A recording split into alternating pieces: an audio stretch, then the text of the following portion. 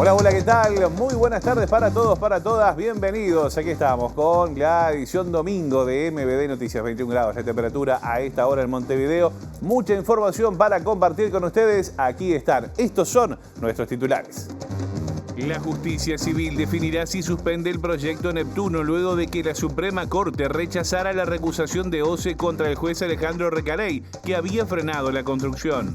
Las fórmulas del Frente Amplio y del Partido Nacional comenzaron la campaña de cara al balotaje, coincidiendo con caravanas y banderazos en Montevideo. El del próximo 24 de noviembre será el cuarto balotaje con presencia del Partido Nacional, pero el primero sin el apellido Lacalle encabezando la fórmula presidencial. El Frente Amplio disputará su quinto balotaje con antecedentes de haber crecido en los 4 anteriores, con un mínimo de 5,5 puntos porcentuales y un máximo de 10. Expresas políticas hacen de guía en el sitio de la memoria ex cárcel de Cabildo, resignificando con los visitantes el horror y la angustia que padecieron en cautiverio. Organizaciones feministas convocan a concentrarse este lunes en Plaza Libertad para reclamar justicia por Milagros Chamorro, la joven que había sido abusada y se suicidó esperando asistencia. El jugador de la selección uruguaya y del Atlético Madrid, Josema Jiménez, organiza donaciones para los uruguayos afectados por las lluvias en Valencia.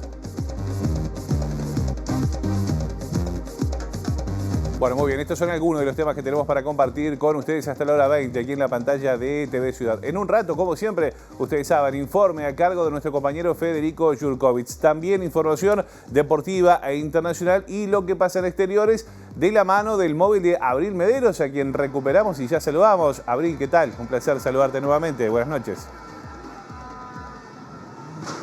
Buenas tardes, Josema. Muchas gracias a ti también. Bueno, en este caso desde la Rambla de Montevideo, a la altura de Jackson, donde se lleva adelante este banderazo del Frente Amplio, uno de los principales actos que tiene la coalición de izquierdas de cara al balotaje. Y vamos a estar hablando en unos minutos con el presidente de esa fuerza política, Fernando Pereira, así que nos reencontramos más adelante con él. Bien, perfecto, Abril, un gusto saludarte nuevamente. Le dije buenas noches, buenas tardes, ¿no? Estamos a plena tarde todavía, me ganó la ansiedad. Bueno, en un rato vamos a volver allí a la Rambla y Jackson, donde ocurría este banderazo del Frente Amplio. Ahora es momento de compartir con ustedes nuestro habitual resumen de noticias de la semana.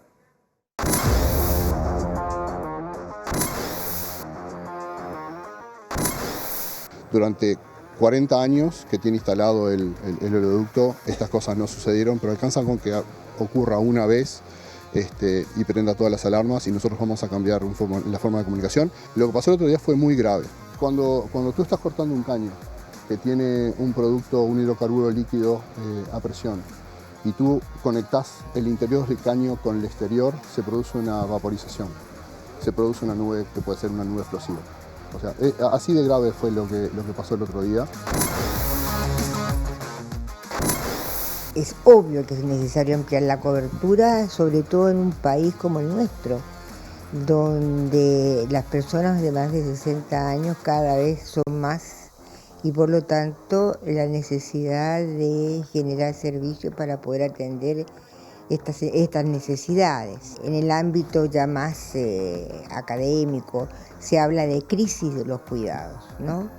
Que no es una situación propia solamente del Uruguay, sino que de todos los países que están transitando por estas transformaciones demográficas. Darnos un sacudón, sacarnos toda la mala energía y vamos con más fuerza, con más energía, con más ganas a demostrar quiénes somos. Un tropezón no es una caída, al contrario, hay que ver la parte buena. Quizás de esta forma muchos de los que se tendrían que haber retirado, muchos de los que tendrían que haber pedido perdón por haber creado esta fractura, no lo están haciendo y bueno, esto también puede servir para limpiar un poco la casa. Multicolores y Frente Amplista en los grandes temas son lo mismo. Es como agarrar un paquetito de manteca y partirlo a la mitad. La esencia es la misma. ¿En qué voy a incidir? En el 5 o 10% de los temas nacionales. Presupuesto, temas de política de vivienda, temas de política de empleo.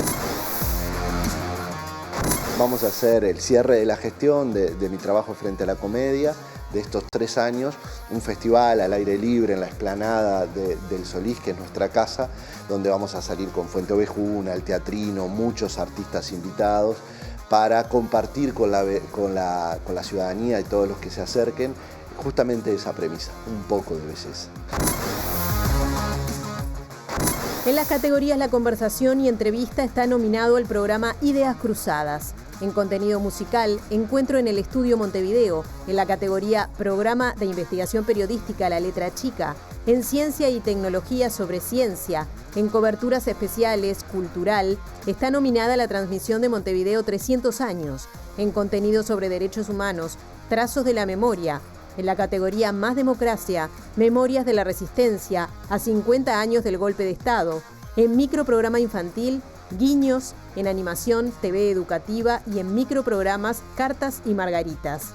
En contenido para streaming Así las Cosas y en universo digital Las Señas y su streaming está también nominada TV Ciudad.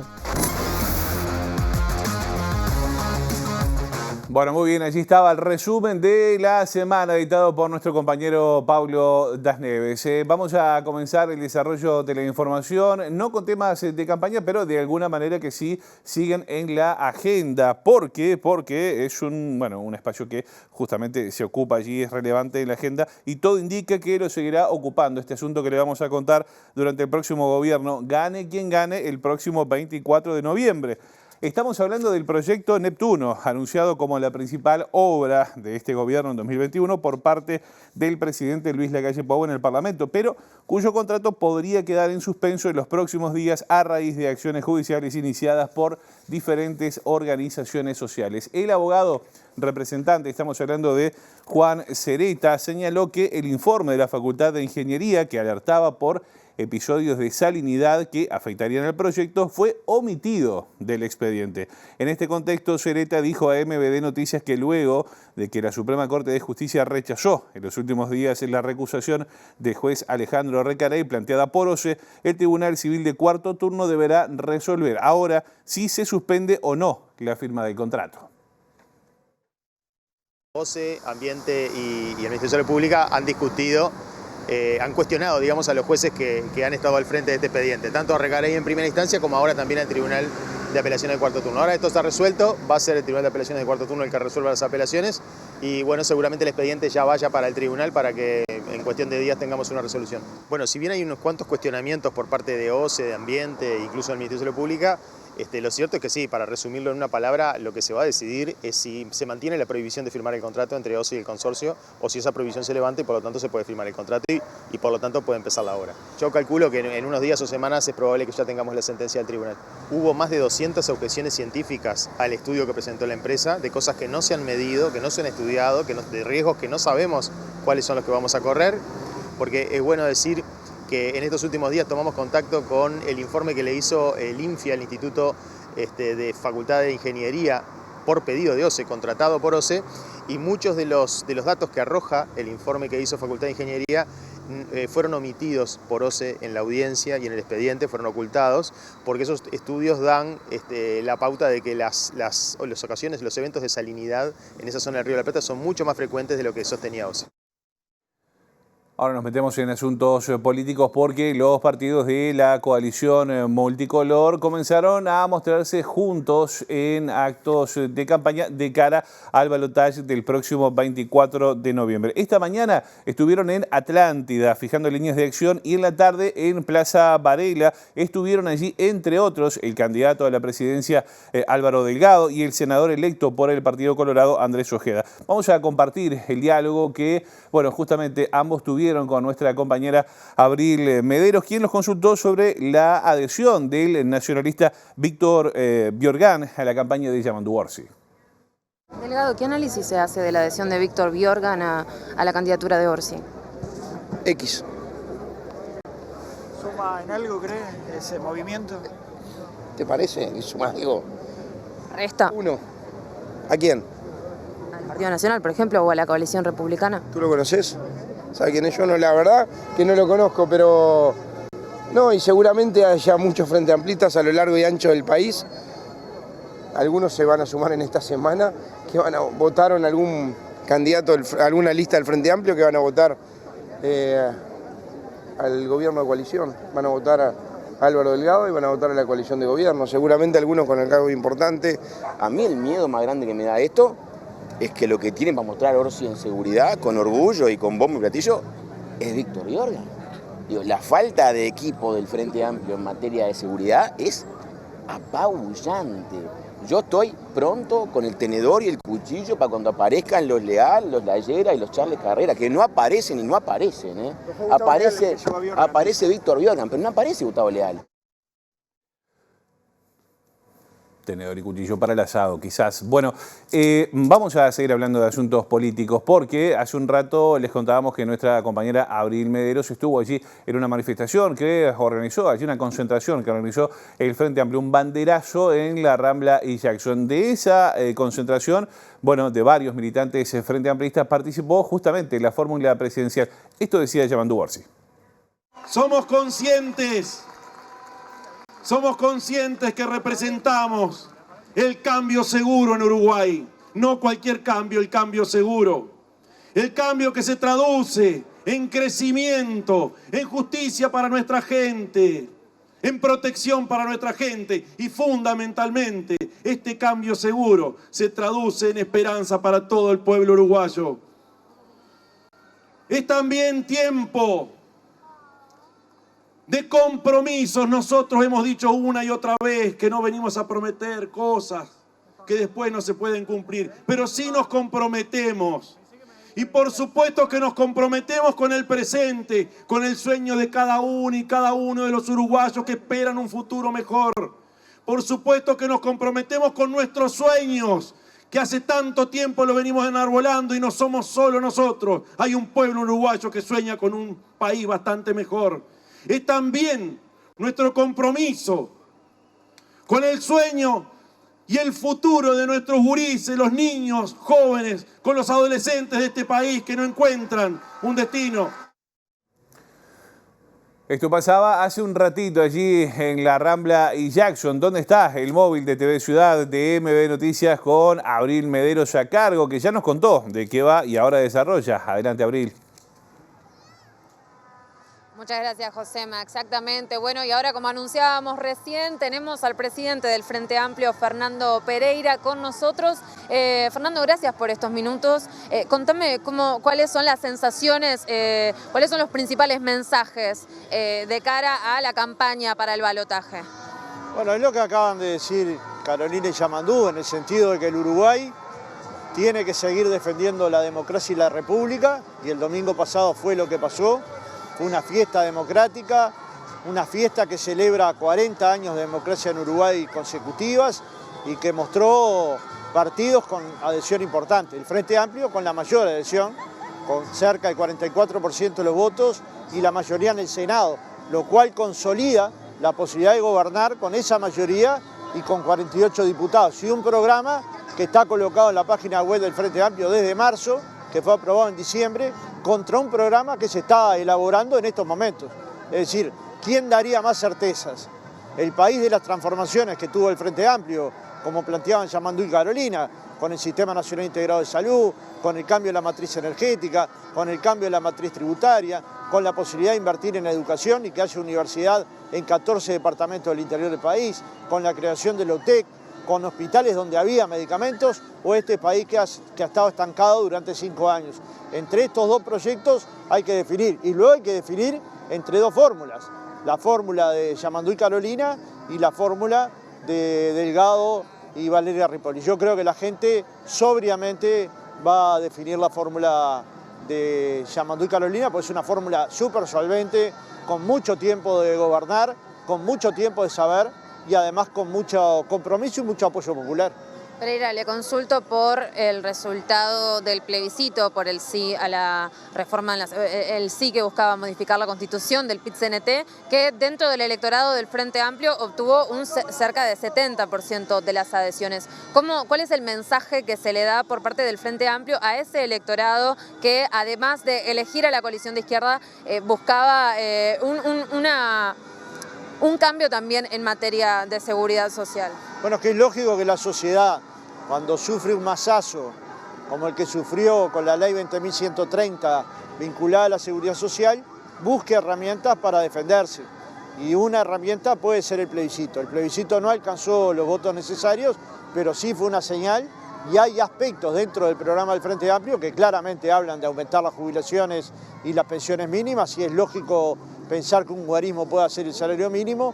Habla de discutir la edad jubilatoria, poniendo la edad de 60 años y viendo cómo se estimulan jubilaciones tardías, incluso a los 65 años. Habla de cómo reestructurar el financiamiento de la seguridad social. Eso lo puede hacer el Frente Amplio. Si no gana Yamandú y Carolina, la propuesta es dejar la ley tal como está. Yo creo que la sociedad uruguaya esto lo va a poder comprender bien, y aún con algún enojo que pudiera haber, deberían votar a Yamandú y a Carolina.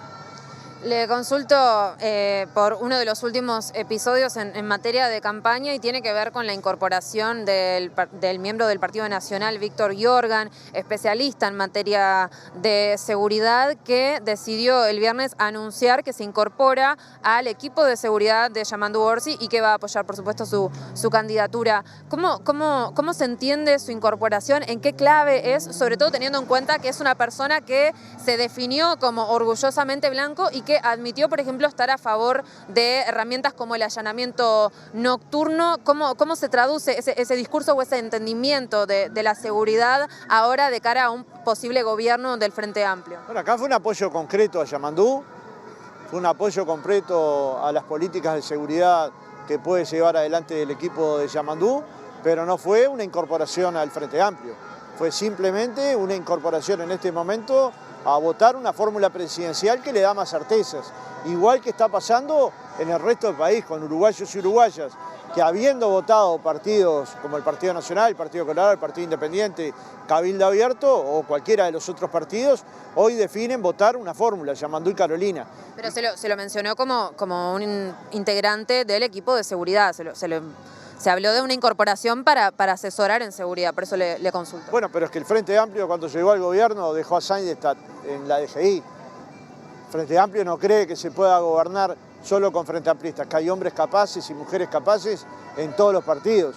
Este hombre ha demostrado tener capacidad, de hecho fue el referente del Partido Nacional en el diálogo que convocó el gobierno para discutir seguridad pública. Y bueno, por supuesto, si lo designaron para ese lugar es porque lo consideraban uno de los hombres más importantes en materia de seguridad pública. Delgado dice que no lo conoce. Pero ¿y cómo no lo conoce y lo designa el directorio para ocupar un lugar tan importante como el diálogo de seguridad social, que ellos mismos han dicho que era importante, convocado por Diego Sanjurjo?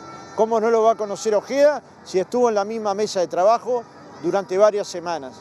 Y obviamente que es un hombre conocido, que tiene una trayectoria militante con Wilson Ferreira durante toda la vida y que ha sido respetado siempre. No puede ser que se lo respete cuando está con uno y no se nos respete cuando se va. Nosotros los respetamos cuando están con nosotros y también cuando no están.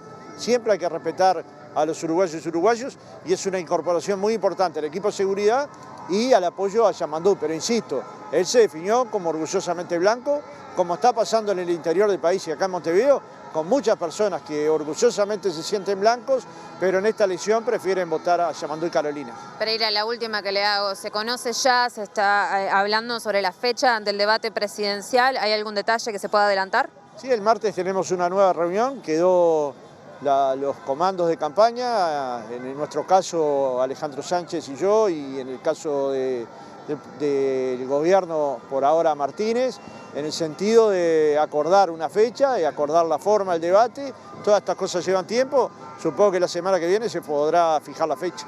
Bien, perfecto, Fernando. Muchísimas gracias. Fernando Pereira, presidente del Frente Amplio. Volvemos a estudio.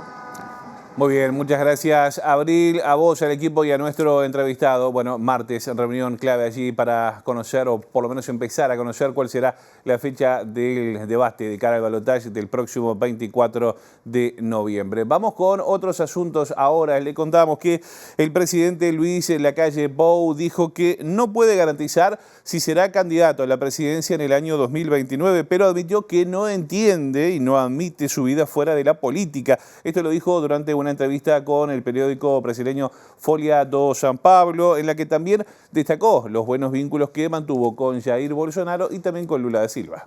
No hay una lucha ideológica entre mercado y Estado, es una dicotomía falsa, sostuvo el presidente Luis Lacalle Pou en la entrevista que ofreció al diario brasileño Folha de Sao Paulo este viernes. En esa línea consideró que los vínculos internacionales deben trascender las tendencias políticas de los mandatarios. Por ello, valoró la buena relación que mantuvo con el expresidente brasileño Jair Bolsonaro, con quien se alineó en el Mercosur para reclamar la posibilidad de firmar acuerdos bilaterales, así como la que tiene con Lula da Silva, con quien trabajó para llegar a acuerdos como el del aeropuerto binacional de Rivera. En otros temas, Lacalle fue consultado sobre si volvería a postularse a la presidencia en el próximo periodo electoral. Soy un ser político, no entiendo mi vida fuera de la política. Más adelante en la entrevista se preguntó, ¿alguien puede garantizar que querré esto en 2029? No puedo garantizarlo, solo puedo garantizar que estaré rodeado de gente y de política porque me hace sentir mejor persona.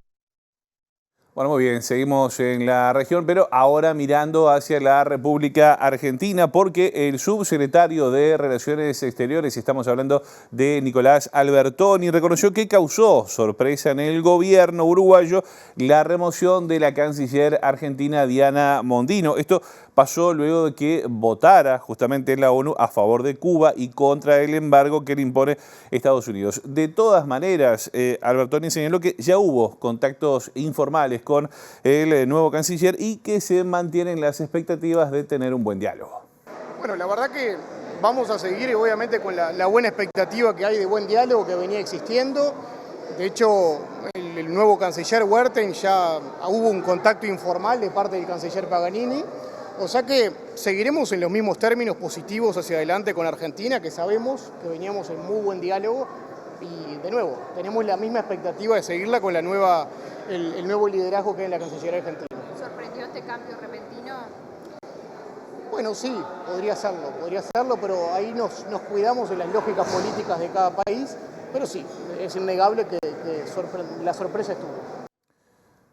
Vamos a cambiar de tema ahora. La Fiscalía de Flagrancia número 13 va a resolver el próximo año si sigue adelante con la causa contra el senador de Cabildo Abierto, Guido Manini Ríos, que el 15 de febrero va a perder los fueros parlamentarios. Estamos hablando de la presunta omisión cometida cuando él era comandante en jefe del ejército y no denunció a José Gabazo por el asesinato y el descarte del cuerpo de Roberto Gomensoro Hoffman en el año 1973. En septiembre de 2019, el fiscal de Flagrancia de 13º turno, Rodrigo Morosoli, resolvió imputar al precandidato de Cabildo Abierto, Guido Manini Ríos, como responsable del delito de omisión de los deberes del funcionario público. Fue por no denunciar una confesión del represor José Gabazo sobre el asesinato del estudiante y militante tupamaro Roberto Gomensoro en marzo de 1973, previo al golpe de Estado. Gabazo había reconocido ante un tribunal de honor militar que secuestraron a Gomensoro y lo trasladaron al batallón de artillería 1 en Montevideo, y que una mañana apareció muerto, según dijo, y que por orden superior se deshizo del cuerpo arrojándolo al río con peso para que no flotara. Las conclusiones del Tribunal de Honor fueron informadas, como indica el protocolo, al comandante en jefe del ejército, que por entonces era Manini Ríos, quien tenía la obligación de denunciar el crimen, pero no lo hizo. En marzo de 2019 el observador reveló esta omisión, y días después Manini fue cesado en el cargo por el expresidente Tabaré Vázquez. Ese mismo mes se fundó Cabildo Abierto y Manini se convirtió en su principal referente. Hizo campaña para la presidencia y el Senado asegurando que si era electo, renunciaría a los fueros para responder ante la justicia porque no tenía nada que ocultar. Sin embargo, no lo hizo y el oficialismo le mantuvo los fueros cuando en 2020 el fiscal Morosoli solicitó al Parlamento que le fueran levantados. Ahora la causa está a cargo de la fiscal María Nogueira, que después de la Feria Judicial Mayor de enero analizará si el delito prescribió o si Manini podría ser formalizado. Distintas fuentes consultadas por MBD Noticias indican que el delito habría prescrito, ya que la pena máxima prevista era de 18 meses de prisión, tiempo por el cual la prescripción es de 4 años, aunque fuentes de la Fiscalía dijeron que hasta el momento la magistrada no tiene posición tomada.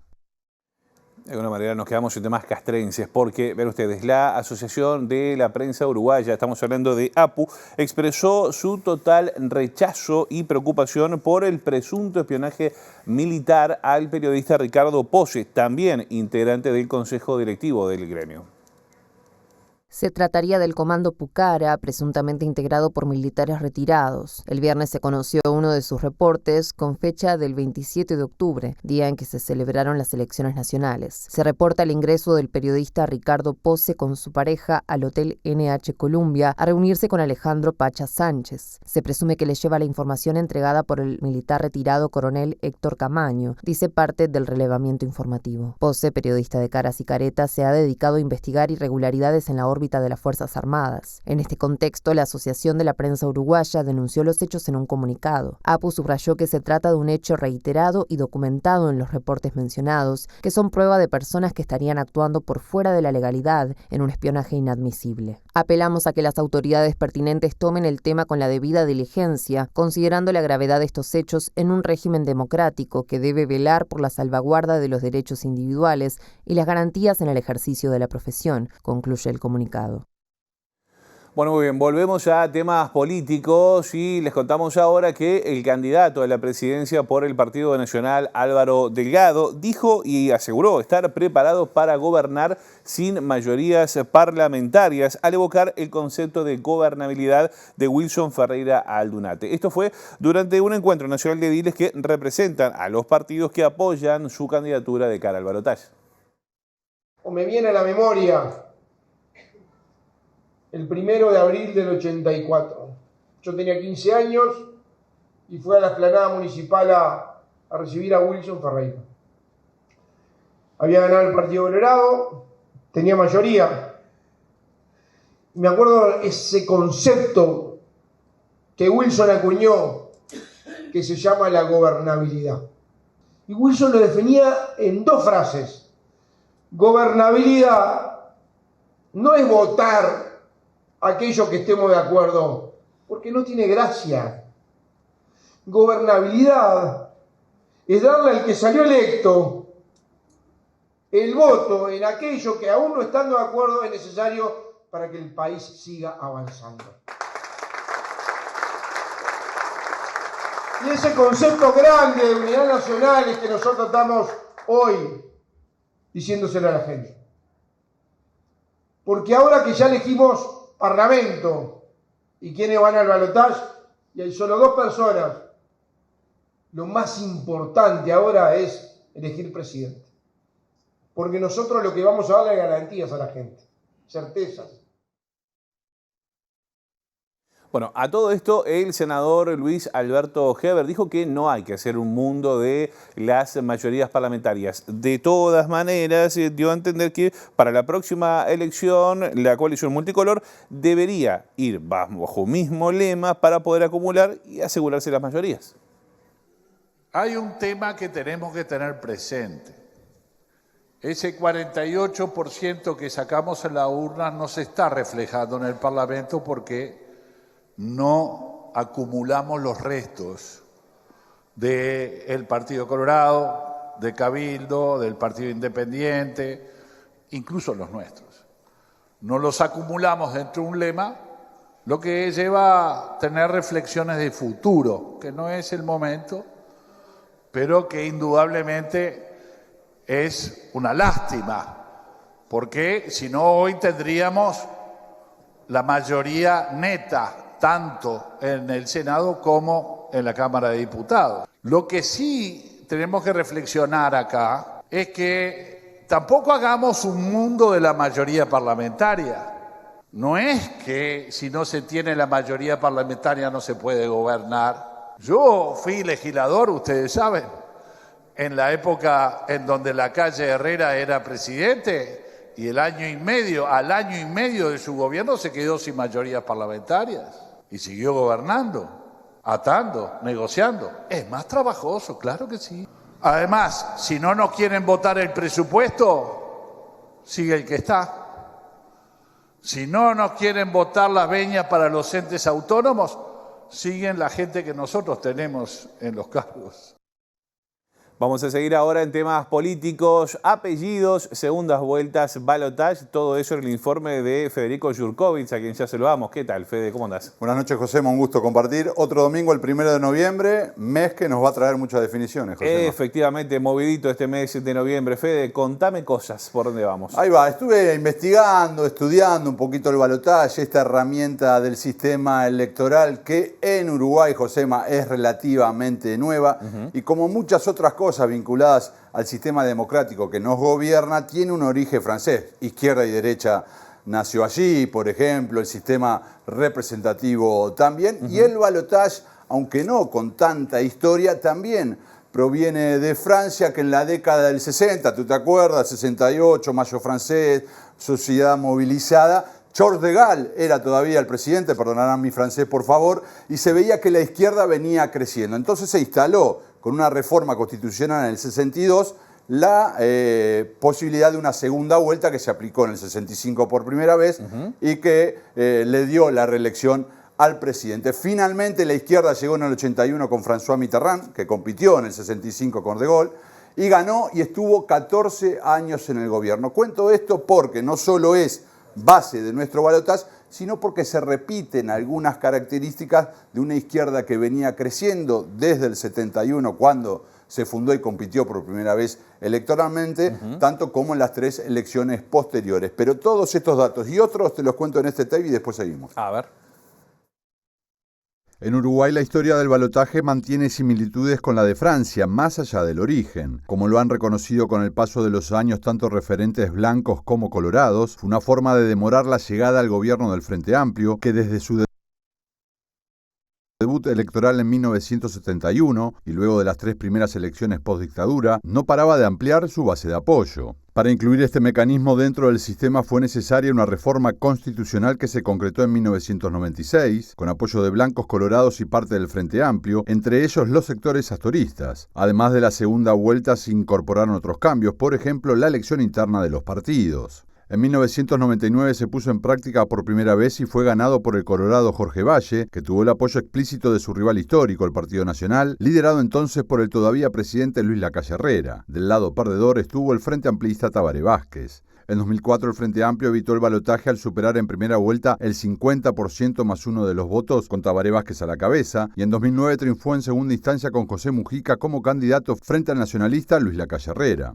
En 2014, una vez más, el Frente Amplio se impuso en el balotaje, que ese año enfrentó a Vázquez y Luis Lacalle Pou, que recién lograría el triunfo 5 años después, en segunda vuelta frente a Daniel Martínez, liderando la llamada coalición multicolor con otros 4 partidos. Más allá de los triunfos y derrotas, hay algunos patrones que se repitieron en los 4 balotajes que hubo. El Frente Amplio siempre aumentó su caudal electoral con respecto a la primera vuelta, mientras que blancos y colorados perdieron apoyo, incluso cuando ganaron. Bueno, excelente esa puesta a punto, Fede. Y además su francés estuvo bastante bien. Estuve bastante bien, un 7, un 8. Sí, sí, bueno, está aprobado. bien. Pasé a la segunda vuelta, digamos. Exactamente. Vamos a aportar algunos otros datos de contexto histórico, no para profundizar, sino para tener elementos que hoy esta foto que vemos de muchos partidos políticos, aunque no integren un mismo lema, como sí lo hizo el Frente Amplio desde 1971, se va convirtiendo en una foto que nos va habitual para nosotros, ¿no? A la salida de la dictadura, los partidos Colorado y Nacional dominaban el espectro político. Así ocurrió en 3 gobiernos sucesivos, pero ya se empezó a hablar de familias ideológicas. De todos modos, más allá de los votos que cada uno tenía y se hacía fuerte territorialmente, había una necesidad de ir confluyendo y por eso también en el 96 se hizo esta reforma constitucional que incluyó el balotaje e incluyó en las internas. Lo que vamos a compartir ahora a modo de anecdotario, agradeciendo al portal Monóculo, que guarda mucha información de nuestro Uruguay que salía en la televisión, cómo fue que el Partido Nacional, que quedó fuera del balotaje en 1999, llamaba a votar un colorado, algo que era inédito en la historia política uruguaya. El domingo 28 tenemos que elegir a quién será presidente de la República por los próximos 5 años. El directorio del Partido Nacional, por unanimidad, ha resuelto convocar a todos los blancos a votar por el doctor Jorge Valle, en base al compromiso contraído por dicho candidato presidencial de cumplir con los principales objetivos del programa de nuestro partido. Votar al doctor Valle es avanzar con seguridad hacia un gobierno de unidad. Todo el directorio allí blanco, señal de unidad, las caras capaz que decían otra cosa, pero bueno. Capaz que decían otra cosa, y también vemos algunos personajes que, por ejemplo, hoy ya están en la vereda de enfrente. Veíamos en el cierre a Juan Raúl Ferreira, que me tocó el domingo pasado cubrir el NH Columbia, y allí estaba como parte ya del Frente Amplio ampliado en algún momento, creo, si no me equivoco, en el 2009, él dio el paso hacia el Frente Amplio. Ahora, Josema, en virtud de esto que fuimos dando, vamos a ver, porque estas familias ideológicas que se fueron juntando, ya no solo el Partido Nacional, sino el Partido Colorado. Hagamos un breve repaso. Estos son los 4 balotajes en la historia del Uruguay. En 1999 lo veíamos, Valle se coronó con el apoyo de la calle Herrera, y el FA creció 5,4 puntos para el balotaje, aunque perdió en segunda vuelta. En el 2004, acordate, ganó en primera vuelta con mayoría parlamentaria Tabaré Vázquez. En el 2009, José Mujica tuvo que ir a balotaje con la calle Herrera. Creció 6,5 puntos, en ese caso ganó. 2014, 5 años después, se repite el triunfo del Frente Amplio con un crecimiento, mira, de primera a segunda vuelta de 8,7%. Y quizás el dato más llamativo, el de 2019, por la cantidad de puntos que creció en la primera vuelta cuando Daniel Martínez votó 39 con algo, a casi el 49,2 creo que era en el 2019. O sea, creció 10 puntos, pero perdió el balotaje. Y si vemos la historia del balotaje, siempre fue aumentando el calado electoral, balotaje tras balotaje. ¿Eso va a pasar ahora? ¿No? Duplicó básicamente esta. Eso va a pasar ahora, es lo que no sabemos. Y si te parece, con la ayuda de Omar Izaguirre, que prepara estas placas, vamos a ver la historia entonces del mirado del otro lado. Balotajes PC y PN. Son los dos que han encabezado balotaje sin contar el Frente Amplio. Una vez más, en el 99 ganó Vázquez, ¿no? Pero perdió 1,1% si se sumaban los votos de ese entonces de Blanco y Colorados en primera vuelta. En el 2009 perdió 0,6% y perdió el balotaje también. Efectivamente. En el 2014 perdió 0,3% y perdió el balotaje. Y en el 2019, ¿se acuerdan que habíamos visto un crecimiento espectacular del Frente Amplio de 10 puntos? Bueno, aquí este 4,2 que blancos, colorados, cabildantes, independientes y Partido de la Gente, que allá acumulaban en el 2019 por primera vez junto al Partido Nacional, ese 4,2 también fue al Frente Amplio. Entonces tenemos un Frente Amplio que siempre crece en la segunda vuelta, una coalición, en algún momento blancos y colorados, hoy ampliada, que siempre pierde votos en el balotaje, y ahí vemos entonces el hoy las declaraciones, tanto de quienes pierden a algún dirigente como Álvaro Delgado, como quienes los gana, ¿no? El que se va no es tan importante, el que llega es muy importante. Esto para tener un contexto cuando escuchemos hoy por hoy, de cara al 24, lo que nos dicen, también para dimensionar un poco la historia, Josema. La magia y los números de la política, ¿eh? Sí, tengo algunos más que no sirven para nada, pero son muy interesantes. A ver, ¿Lo quiere? Sí, tiene, Se claro. los comparto, mire. A ver. En todos los balotajes que terminaron en años con 9, lo ganaron partidos distintos. 99 Colorado, 2009 Frente Amplio, 2019 Partido Nacional, la calle Pou. Hubo un solo balotaje hasta ahora que terminaba con 4. Lo ganó el Frente Amplio. 20 años después, ¿qué va a pasar? No lo sabemos, Josema, pero coincide porque siempre van a coincidir las elecciones en el 9 y en el 4. Y si me dejás para retirarme, por primera vez en la historia que el Partido Nacional pasa a un balotaje, no habrá un apellido de la calle dentro de la fórmula. Y lo contábamos en titulares. Fede, me dejó pensando con la numerología, ¿eh? Bueno, vamos ahí, hagamos una penca capaz. Podemos hacer una penca, cómo no. Muchísimas gracias. Hasta la próxima. Bueno, muy bien. Nosotros ahora les contamos otros asuntos. Dejamos el balotaje que será el próximo 24 de noviembre y nos vamos a cuestiones que van a pasar en el día de mañana, lunes, porque organizaciones feministas llaman a una concentración. Esto será en reclamo de justicia por Milagros Chamorro, víctima de abuso sexual que se suicidó mientras aguardaba recibir atención psiquiátrica. Bajo la consigna, la violencia sexual atenta contra nuestras vidas, la convocatoria es para mañana a las 6 de la tarde en la Plaza Libertad. Entendemos que el caso de Milagros pone de manifiesto un montón de fallas. Por un lado, la falta de educación sexual integral, obviamente que lleva a niños, niñas y adolescentes a situaciones de violencia sexual. En este caso también entendemos que las personas que ejercieron la violencia sexual también son adolescentes, ¿no? Entonces ahí hay una gran falla del sistema educativo en su momento. Pero más allá de todo, en el presente entendemos que hay un sistema de salud que no pudo responder. Nosotras creemos que la reparación es posible, pero para que la reparación exista necesitamos atención en salud mental de calidad. Eso implica que haya perspectiva de género, eso implica que haya perspectiva sensible al trauma, o sea, una atención especializada. Y obviamente la falla del sistema de justicia, ¿no? Por la prescripción de este tipo de delitos que no le permite a las personas que buscan justicia, a las víctimas que buscan justicia, poder alcanzarla en la mayoría de los casos. Siempre decimos, ¿no?, que lo que le pasa a una víctima en realidad termina siendo un mensaje para todas. Así cuando una se anima a hablar, eso impulsa que otro montón de víctimas hablen. Cuando rompemos el silencio, otras personas se animan a romper el silencio. Pero también cuando nos castigan a la víctima que está hablando, pero también castigan al resto que no se animan a hablar. Entonces el hecho de no acceder a la justicia, ¿no?, de no tener la posibilidad del acceso a la justicia, no solamente adoctrina a las personas que la están buscando, sino también al resto de las víctimas y sobrevivientes. La movilización se va a realizar mañana, lunes, a partir de la hora 18 y la concentración es allí en la Plaza Libertad. A propósito de este tema y en relación al caso Milagros, la activista feminista Andrea Tuana reflexionó sobre las carencias del sistema de atención a las víctimas de violencia sexual y además consideró que habría que eliminar la prescripción de este tipo de delitos. Ese es un gran tema que venimos hablando, ¿no?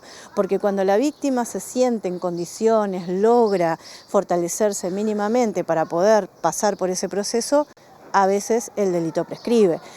Entonces, la sensación de impotencia es tremenda, mucho más si vos te cruzás todo el tiempo, ¿no?, con esos agresores que hacen su vida como si nada hubiera pasado y como si la culpable hubiese sido vos.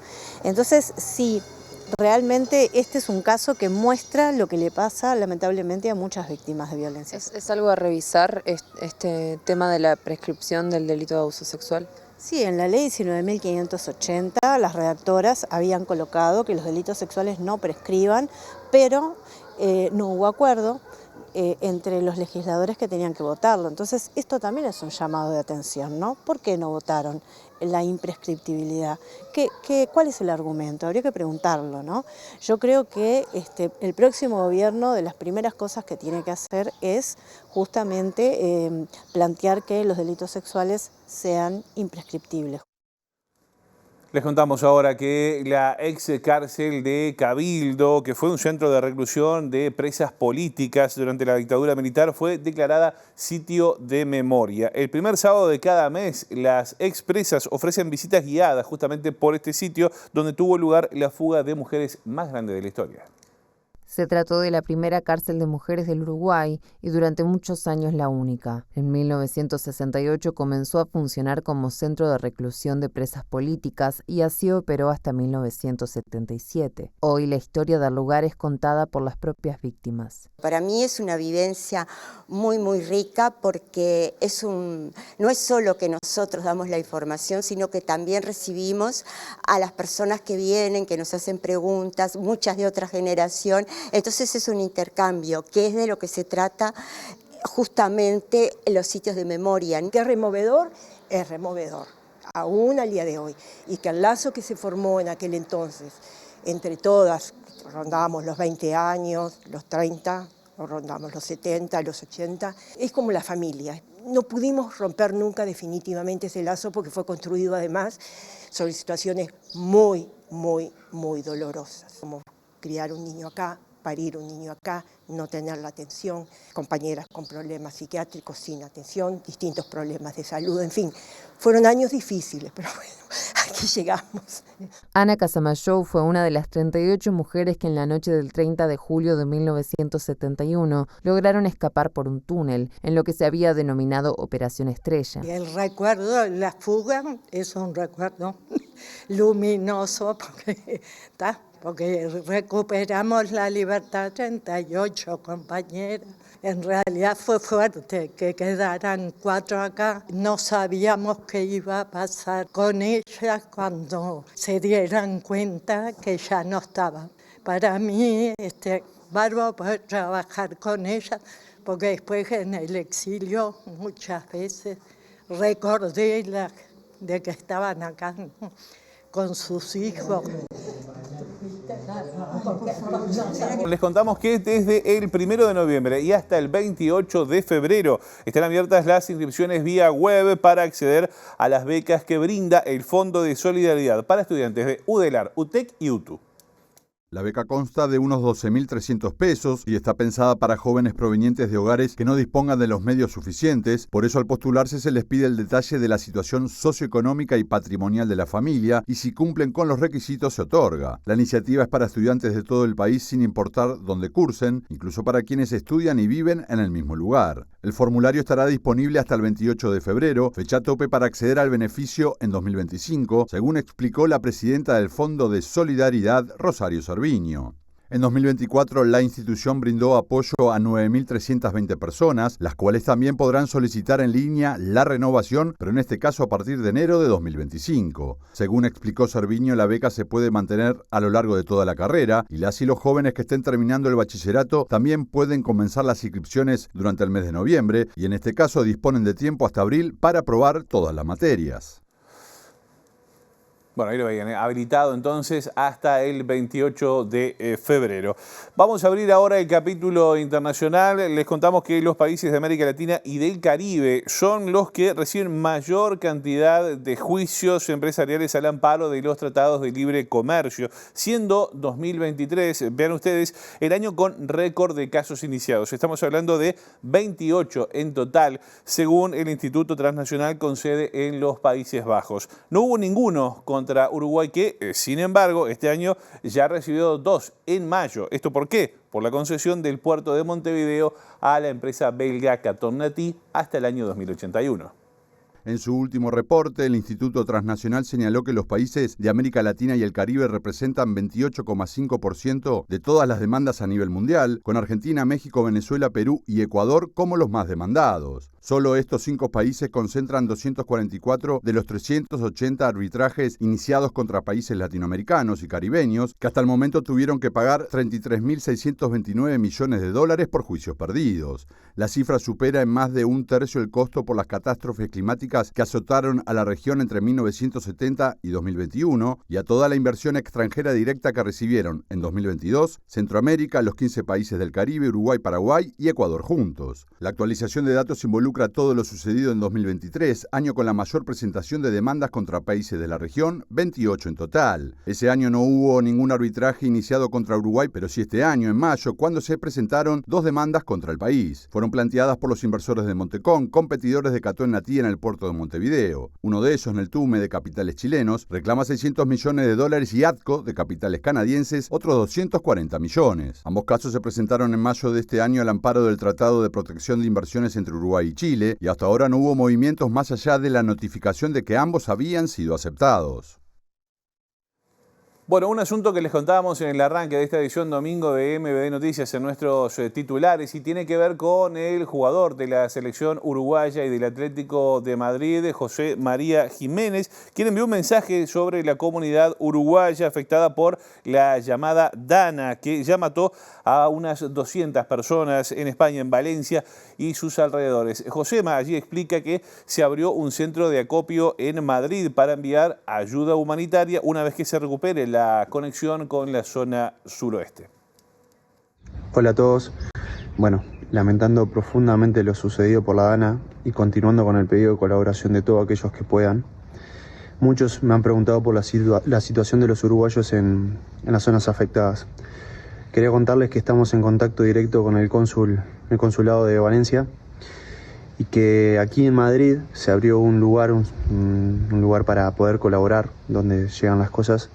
Y sabemos que es imposible ahora acceder a las zonas afectadas, pero bueno, se va a empezar a recaudar cosas ahí en el cual pondré los tips para poder colaborar, y una vez que estén abiertas las vías de acceso, se enviará todo para allá para poder ayudar a toda la gente que lo necesita.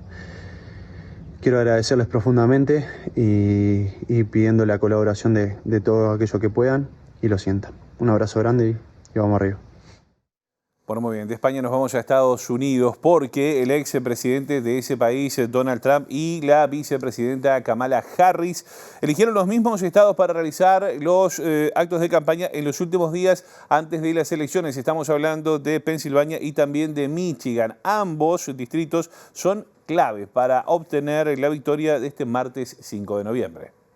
La vicepresidenta Kamala Harris visitará este domingo East Lansing, en Michigan, en la que sería su última presencia en el estado, y mañana lunes empezará el día con un mitin en Allentown, una ciudad de mayoría latina en Pensilvania. Luego pasará por Pittsburgh, al oeste del estado, y culminará el día con un evento de cierre de campaña en Filadelfia, la ciudad más poblada. Por su parte, Donald Trump pasará el domingo y gran parte del lunes en Pensilvania, con actos en Reading y Pittsburgh, para terminar en la noche previa a las elecciones en Michigan, donde ya cerró sus campañas presidenciales de 2016 y 2020. Las últimas encuestas indican un empate entre ambos candidatos en Pensilvania y le dan una ventaja mínima a Harris en Michigan, según el portal 538. Ambos estados son considerados parte del muro azul, que tradicionalmente apoyaban a los demócratas, pero que en 2016 rompieron con la racha y apoyaron el proyecto Trump. El exmandatario apostó fuerte en 2016 por los 3 estados, cerrando campaña en Michigan, apeló al voto rural y a la clase trabajadora blanca desengañada por el cierre de industrias, y los ganó con un irrisorio margen combinado de 80.000 votos. El presidente Joe Biden los recuperó para los demócratas en 2020, pero 4 años más tarde vuelven a estar en duda. De los 3, Pensilvania es la joya de la corona, reparte 19 votos electorales y se considera que el partido que se la lleve tendrá el camino allanado a la Casa Blanca. Michigan otorga 15 y Wisconsin 10. Para llegar a la presidencia, un candidato tiene que obtener mínimo 270 votos del colegio electoral.